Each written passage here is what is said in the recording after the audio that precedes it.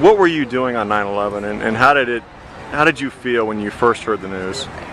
I was at work. I was in a meeting, and someone came in and told us that the World Trade Center had been hit. And of course, I think my reaction is I first thought that it was just an accident, but obviously another person came in and said the second tower, and so I left the office, went home. My husband came home. We agreed to meet at home just to see what was going on, and I just felt very sickened. It was a real sickening feeling. Very sad, but very sickening. What are your recollections of 9/11, and how has it affected you? Well, I think my first recollection is that my first thoughts were of my family wanting to be with my son to make sure he was okay. He was in high school at the time, and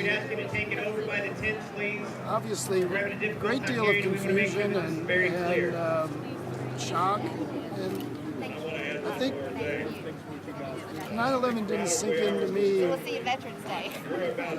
until a few days later, when you began to think about all the families, all the first responders who gave so much, the sheer horror of what religion used for the wrong purposes can bring.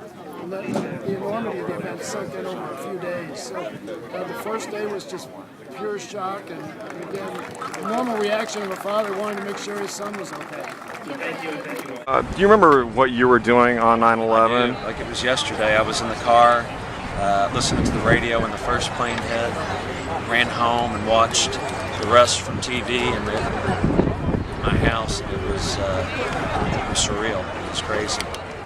You say your son was 3. What were you thinking the first time you saw your 3-year-old after 9/11? Oh, again, if you remember, we didn't know what was going on. It was crazy. So, yeah, no, I think everybody hugged. We all hugged our family a little bit harder that day.